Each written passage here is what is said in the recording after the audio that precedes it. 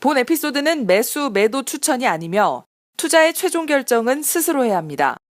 보고서 이야기 먼저 할게요. 하이투자증권에서 나온 보고서인데 일본에서 증시 부양책 했던 걸 벤치마킹 했다라고 이해하시면 되는데 자본효율성 주가에 대한 인식을 제고했다니까 ROE 이런 거죠. ROE, PBR 이런 거에 대해서는 이미 ROE, PBR에 대한 이야기는 제가 이미 했죠. 이런 부분에 지표가 아마 들어갈 것 같다.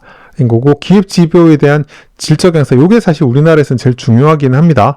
요 부분은 나중에 제가 시나리오 여러 가지 시나리오 이야기도 드리고요. 요 부분에 대한 추가적인 포인트도 제가 말씀드릴게요. 이미 다 언급을 드렸는데 명시적으로 한번 말씀드리면 좋을 것 같고요. 영어 공시도 아마 할 것 같긴 한데 이거는 그냥 하면 되는 거고요. 일단 하면 좋죠. 홍콩 같은 데는 잘하니까. 주주와의 대화 효율성 제고가 둘이 2번이랑 4번이랑 좀 같이 연결된 부분이긴 한데 대화 효율성 이거 잘 모르겠어요. 이렇게 배열을 하면 좀 이해가 좀 안 되는 부분이 좀 있긴 합니다. 그래서 제가 이거 나중에 또 정리를 해서 케이스별로 이렇게 톡 찍어서 말씀드릴게요. 보면 기사에도 보면 PBR이랑 ROE 같은 게 목표치를 제시할 것 같다라고 이야기를 했습니다. 기업 밸류 프로그램에 이제 확정할 건데 거기에 아마 들어갈 것 같다라고 이렇게 기사가 설 끝나고 나서 이렇게 들어가 있습니다. 아무튼 요게 숫자가 들어가겠죠? 그래프 보면 PBR이 낮고 주주환원 영역이 충분하다고 얘기해지는 금융주, 자동차, 상사주 말고 금융주랑 자동차가 좀 많이 올랐죠. 그래서 금융주 중에 보험, 은행, 증권, 그러니까 증권은 좀 덜 올랐고요. 보험이랑 은행이 많이 올랐고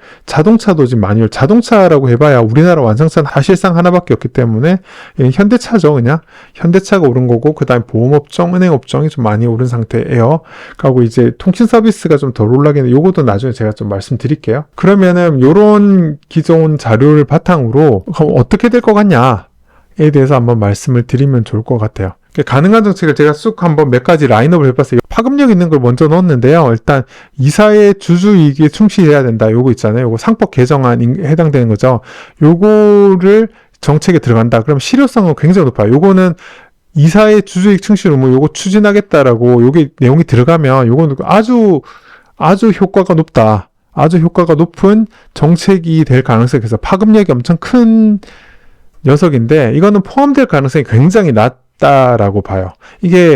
이거는 이제 낮은 이유를 곰곰이 생각해보면 정부가 정책을 내는 입장에서 민심을 얻기 위한 카드로 생각보다 좋은 정책이 아닐 수 있어요. 왜냐하면 투자자 관점에서는 들어가면 좋은데 지금 이런 상황에서 넣기는 좀 애매하다고 판단하는 이유가 뭐냐면 보통 요 정책 자체는 요게 이렇게 법을 바꾸거나 이렇게 되고 나면 이게 트러블을 많이 일으킬 수 있어요. 그러니까 이거를 의무를 많이 넣었잖아요. 의무를 넣으면 알아서 바뀔 수도 있긴 하지만 요 자체가 법이 바뀌고 나면 이걸 근거로 해서 소송을 걸거나 이런 일들이 생길 수 있어요. 그러니까 굳이 소송 같은 게 없었는데 이 법을 만일 상법을 개정해서 이걸 바꿔놓고 나면 소송 같은 게 생겨서 법원이 난리가 나잖아요. 그러면 이제 국회에서 바꾼 거고 법원이 이렇게 난리가 나는 이런 상황이 생기는 걸 국회 입장에서는 이렇게 깔끔하게 뭔가 정책을 딱 바꿨을 때 뭔가 크게 뭉텅이로 이렇게 좋아지는 게 보여야 되는데 우리나라는 요걸 넣는다고 해서 회사가 일순간 요게 무서워서 확 바뀌거나 하기보다는 그냥 하던 대로 그냥 버티다가 소송을 때려 맞고 이럴 수 있어요. 그러면 이게 논란이 많이 생겨요. 노이즈 같은 게 많이 생겨졌기 때문에 요걸 만드는 부분에 추진하는 입장에서는 되게 부담스러워할 가능성이 있어요. 주주 입장에서는 주주이익 충실 의무가 꼭 들어갔으면 좋겠다라고 생각하긴 하지만 현실적으로 좀 그런 문제가 좀 있긴 하다. 그 다음에 PBR이랑 ROE 수치가 보고서에 포함되는 거는 이거는 실효성은 어느 정도 있어요. 그러니까 실효성은 있고 포함될 가능성은 굉장히 높아. 이게 왜 높냐라고 하냐면 아까 기사도 나오긴 했는데 보고서에 ROE에 준하는 이런 수치를 계산해서 내는 것들이 이미 금융지주 있잖아요. 금융지주 같은 데서 이미 보고서에 포함해서 내고 있어요. 추가적으로 넣으세요라고 하면 이게 넣을 가능성이 크게 어렵진 않죠. 받아들이기도 어렵지 않고. 근데 실효성 입장에서는 중간이라고 한 이유는 뭐냐면 이 수치를 신경을 쓰게 될 가능성은 굉장히 높죠. 그러면서 실효성은 있다고 볼 수 있는데 쌩까면 어쩔 수가 없어요. 보고서에 추가했는데 숫자가 낮으면 숫자가 낮은 게 할 수 있는 게 없잖아요. 그래서 그렇기 때문에 잘하는 회사들은 잘할 거고요. 숫자를 신경 쓰는 회사는 잘할 거고 보고서에 한 페이지 더 기재한다고 해서 회사가 바뀌거나 자연스럽게 바뀌거나 그런 건 아니잖아요. 그래서 이런 부분에서는 그래서 실효성은 중간이다. 그 다음에 스튜어디십 코드랑 기업 지배구조 코드 요거 이야기를 하는데 포함될 가능성은 되게 높아요. 이렇게 글을 싸잖아요. 이렇게 뭔가 우리 뭐 했다, 이런 거 만들었다, 재정 규정 같은 거 만들었다, 이런 거는 뭐 성과로 만들긴 좋아서 포함시킬 가능성이 높은데 그냥 넣어놓고 쌩 까면 되거든요. 왜냐면 이게 왜 그렇게 생각하냐면 ESG의 G가 거버넌스거든요. 그래서 ESG 점수 스코어 해가지고 뭐 포스코 같은 회사들이 몇 년 연속 탑을 달리고 있다라고 하는데, 포스코는 거버넌스 엉망이잖아요. 주주총회 가서 험한 꼴도 많이 당하고 그러거든요. 그래서 그런 포인트를 따기 위해서 그런 코드 제작에서 그걸 맞추면 그쪽으로 점수를 적당히 맞추는 식으로 하고 그렇게 적당히 비비면서 되거든요. 그래서 나라에서 ESG 점수에 대해서 이렇게 이야기하잖아요. 하는데 ESG를 잘 지킨다고 해서 거버넌스가 좋은 회사가 절대 아니잖아요. 그래서 이런 경우는 코드를 만들면 코드의 점수만 딸 수 있게 하게 이런 식으로 갈 가능성이 크기 때문에 포함원에서 실행을 잘 한다고 하더라도 실효성은 별로 없을 것 같다 하니까 이런 거에 대해서는 제가 볼 때 별로 기대를 안 하는 게 좋다. 오히려 이제 이런 식으로 실제적으로 법을 개정하는 이 부분 있잖아요. 이런 게 중요한 거지. 코드 제정하고 이런 거 있잖아요. 이런 거는 별로 우리나라에서는 별로 의미가 없더라. 그 다음에 지금 눈치껏 회사들이 자사주 속아갖고 배당에 대해서 주주하는 이런 거에 대해서 늘려주고 이런 분위기여가지고, 분위기는 되게 좋잖아요. 눈치 보면서 잘 하고 있는데 그런 부분에서 세제 혜택이 들어갈 필요가 어느 정도 있어요. 그래서 이게 실효성은 되게 높아요. 이게 세제 혜택을 주면 이게 신뢰가 있죠. 2004년이었나요? 그래서 그게 초이노믹스라고 이야기해가지고 배당에 대해서 세금 감면을 했었잖아요. 그걸 하면서 배당이 그때 꽤 늘어났던, 제 책에서도 그 내용을 소개한 적이 있는데 배당이 많이 늘어났던 그런 적이 있었기 때문에 이렇게 된다면, 이런 세제 혜택을 준다면 실효성이 되게 높을 거니까 자사들을 속아가는 부분에 대한 세제 혜택, 그다음 배당에 대해서 분리과세한다거나 이런 식으로 세제 혜택을 주면 실효성이 굉장히 높아요. 그리고 포함될 가능성은 반반인 것 같아요. 그러니까 해주면 좋긴 한데 보통 이런 거에 대해서 하면 이렇게 역진성이 있다든지 역차별이라든지 이런 이슈들을 뚫고 가야 되는데 그렇기 때문에 포함될 가능성 중간 정도로 보지만, 실제로 이런 게 세제 혜택 같은 게 실제로 들어가야 실효성이 올라간다는 거, 이런 건 좀 기억을 해두는 게 좋아요. 그래서 나중에 발표를 딱 할 때 이런 게 들어있는지는 꼭 확인을 해줘야 됩니다. 그 다음에 우수기업에 대해 지수를 만들고 ETF 만든 거, 이거는 할 것 같아요. 일본에서도 했고요. 여기서 이야기한 것처럼 쌩 까면 그러니까 이게 ETF가 엄청나게 규모가 커지거나 이럴 거라는 기대감을 별로 전 안 하고 있거든요. 이게 물론 모르죠. ETF가 갑자기 분위기 타서, 테마 분위기 타서 이게 크게 흥행을 할 수도 있긴 한데, 배당 ETF 있던 것도 잠깐 반짝했다가 이렇게 별로였잖아요. 그래서 ETF를 이런 걸 갖고 만든 거에 대해서 기대감은 별로 없어요. 저는 개인적으로. 그 다음에 저는 이거 확인은 안 해봤는데 ETF 이야기하니까 지금 갑자기 생각이 났는데, 일본 같은 경우 일본은행이 ETF를 사줬잖아요. 한국은행이 ETF를 사주지 않거든요. 그래서 그냥 만드는 정도밖에 안 될 텐데, 이게 아마 실효성은 별로, 일단 베이스 시나리오는 별로 없다 라고 생각하는 게 좋을 것 같고요. 포함될 가능성이 있긴 한데 이런 식으로 하는 거는 그냥 이런 거죠. 지금 보면 아시겠죠? 스튜어십 코드나 기업지수 ETF, 요거는 했다라고 생색내긴 좋지만 실효성 입장에서는 굉장히 낮은 정책에 해당된다고 개인적으로 판단하고 있으니까 요런 걸 기본적인 시나리오 알고 계시면 됩니다. 그리고 이제 불량기업을 페널티를 주고 상장 폐지, 일본 같은 경우는 PBR 한 배 안 되면 상장 폐지 해라 이런 식으로 하겠다 이런 식으로 으름장을 놓고 이렇게 하겠는데, 요게 실효성 되게 좋죠. 그러니까 제가 봤을 때는 원래 이렇게 알아서 잘하는 회사가 아니라 잘 안 하고 있는 회사를 좀 이렇게 압박을 주려면 당근, 이렇게 세제 혜택 같은 당근도 줘야 되지만 채찍 같은 것도 있어야 되거든요. 채찍 없으면 쌩까기 때문에.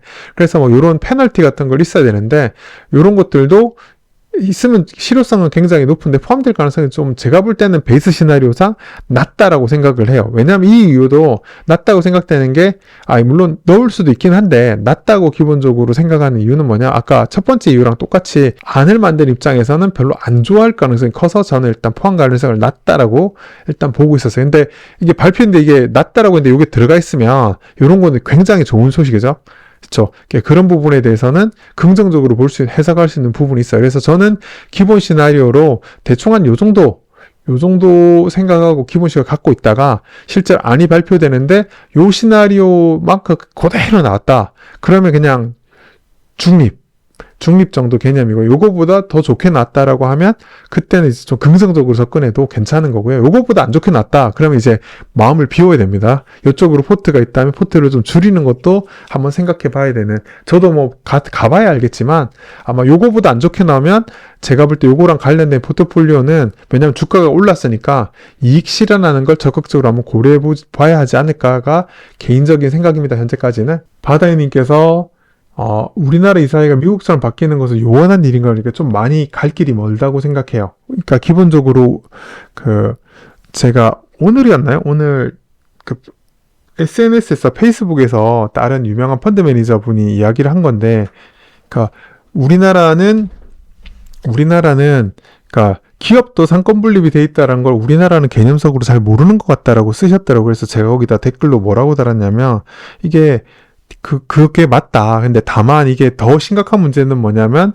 우리나라 회사법은 우리나라는 지금 정치는 대통령제잖아요. 대통령제 기반의 사건 분립이잖아요. 근데 기업법은 회사법 같은 경우는 내각제 스타일의 상권 분립이에요. 그러니까 우리나라 사람한테 내각제가 안 익숙하거든요. 그러니까 기업의 이런 내각제 시스템에 대한 인지도가 이해도가 더 떨어질 수밖에 없다. 그래서 더 문제다라는 이야기를 했는데 그래서 제가 볼 때 갈 길이 좀 멀다 생각해요. 왜냐하면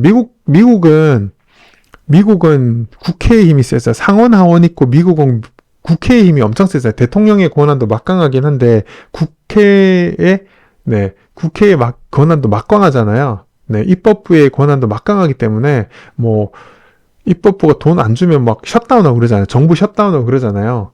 네, 세금 상한선 안 올려주니까 뭐 셧다운하고 이런 식의 하는 것들이 가능한 게 미국 의회 정치이기 때문에 미국은 이제 상권 분립이나 이해도가 높은데 우리나라는 좀 떨어지니까 내가 볼 때 이게 갈 길이 좀 멀다라고 생각해요. 그러니까 당장 갈 길이 멀다기보다 빨리 되면 좋은데 당장 빨리 쉽게 될 가능성 없다가 기본 시나리오로 삼는 게 좋을 것 같다가 제 생각입니다. 마세님이 베스트는 일본 제대로 따라하기 정도일 것 같은데 그 정도가 안 되겠죠인 것 같고 그 다음에 요 부분에 대해서 제가 추가적으로 또 뒤에 준비한 게 있어서 그거 보여드릴게요. 그 다음에 코드는 최악인 아까 스튜어시 코드 뭐 요거죠. 코드는 최악인 것을 형식적으로 맞추고 우리 할 만큼 했다는 잘못된 정당성을 보일 것 같다. 그러니까 제 생각이랑 정확하게 일치합니다. 페널티는 회장님이 직접 얼굴 까고 나와서 왜 ROE가 낮은지 PBR이 낮은지 어떻게 할 건지 기자회견 같은 거 하면서 하면 실효성이 좋을 것 같다라고 이야기했는데 이렇게 하면 좋긴 하죠.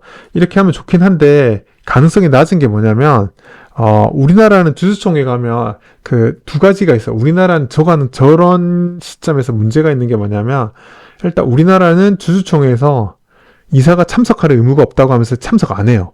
되게 웃기죠. 진짜 아니 주주총회는 이사가 대표한테 발표하는데 이사를 뽑는데 이사 후보가 안 와도 된다 이런 식으로 꼭 참석할 의무가 없다는 식으로 이야기를 하는 게 주주총회 현장에서 나타나는 현실이거든요. 그래서 너무 웃기는 상황이고요. 첫째 하나 있고 두 번째는 외국 같은 경우는 컨퍼런스 콜에서는 대표이사랑 담당자가 나와 있거든요. 그래서 나와서 컨퍼런스 콜을 진행을 해요. 근데 우리나라도 대기업 같은 경우는 좀 그 형태를 좀 많이 따라가긴 하는데 근데 이제 보통은 이제 다른 대부분의 기업들은 그렇지 않죠. 대표가 나와서 발표하거나 이렇게 하는 일이 되게 드무니까 그런 측면에서도 지금 나와가지고 좀 마술사님 말씀한 것처럼 그렇게 직접 발표하고 한 기자회견 하는 건 아마 안 할 가능성이 높아요. 왜냐면 안 해도 된다라고 지금 현재 생각하고 있기 때문에 그런 건 없는 거죠. 왜냐면 그런 면에서 차라리 일본이 낫지. 일본은 막 적자나거나 회사 망하거나 하면 대표가 나와가지고 이렇게 쫙 일로 서서 목에 탁 스미마셍 이러면서 고개를 착 숙이잖아요. 이게 그거 안 하면 안 된다라는 그런 문화가 있어서 사실 그게 이제 써먹힐 수 있는데 우리나라는 이제 그런 게 없으니까 똑같이 실천하기 좀 어려울 것 같은 부분이 좀 있습니다. 그쵸. 바다이님께서 상패 페널티 진짜 좋은 것 같습니다. 하지만 안 되겠죠라고 했는데 아마 안 되겠죠. 이렇게 시끄러울 수 있는 거 있잖아요. 아까 지금 이제 쭉 가능한 정책 내용을 나보면 알죠. 그러니까 실효성은 떨어지는데 뭔가 했다라고 말할 수 있는 안들은 다 들어갈 것 같고요. 그러니까 효과는 좋은데 막 논란 있고 싸우고 있고 분쟁 있고 막 그런 이슈가 될 만한 그런 것들은 잘 안 넣으려고 할 가능성이 좀 높아 보인다가 이제 쭉 보면 리스트가 나오잖아요. 그래서 그런 것들이 이제 미루어 짐작할 수 있는 부분이 있고, 이제 그게 실제 안이 나왔을 때 지금 요 베이스 시나리오에서 얼마만큼 다른지를 살펴보는 게 되게 중요하다고 생각합니다. 그래서 저도 페널티에서 상장 페이지 있었으면 좋겠다 라는 게 개인적인 생각이긴 합니다. 자, 아까 요 그래프, 잠깐 요 화면을 좀 키울게요. 요걸 좀 키워서 요 화면 한번 보여드릴게요. 제가 아까 마수연님이 했던 이야기랑 관련해서 좀 드릴 게 있는데, 지금 이제 그 자동차 섹터 말고 지금 금융 섹터랑, 그래서 제가 아까 통신 서비스 이야기를 했잖아요. 그래서 제가 하고 싶은 말이 요 말이에요. 지금 아까 마술사님께서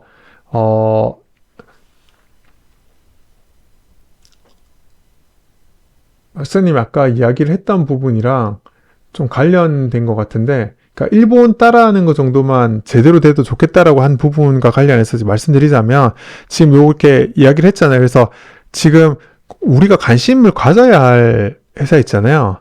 그러니까 어떤 정책이 만일에, 그러니까 아까 안에 대해서는 이야기를 한번 말씀드렸고, 안 말고요. 안이 만일 나중에 나왔다, 밸류업 그 프로그램이 나왔다 라고 가정했을 때 그 정책을 가급적 잘 준수할 만한 회사는 과연 어떤 회사일까도 한번 생각해 봐야 돼요.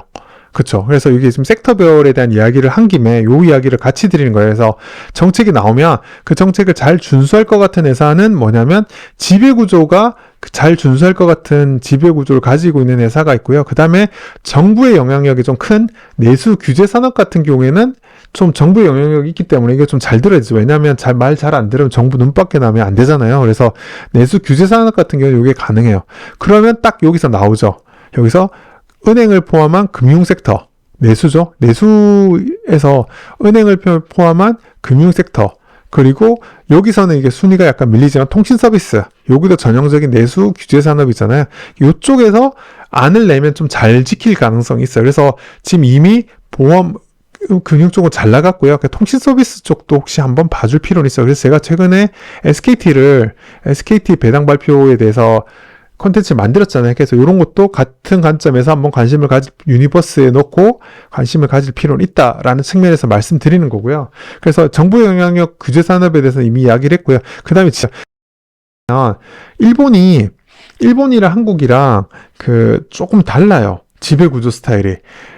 한국 같은 경우는 특이하게 오너 체제라고 이야기하는 그런 시스템인 거고요. 오너 시스템이라고 하는 체제인 거고, 일본 같은 경우는 저도 그게 일본에 정통하진 않지만 알려진 거에 따르면은, 그러니까 은행이 기업들을 소유하는, 우리나라는 금산분리가 돼 있어서 이게 안 되는데, 일본은 은행들이 기업들을 경영권을 이렇게 지배하고 있는 그런 시스템으로 가입돼요. 그렇기 때문에 은행을 정부가 이렇게 하면 같이 다 딸려오죠. 그래서 지배구조 관점에서는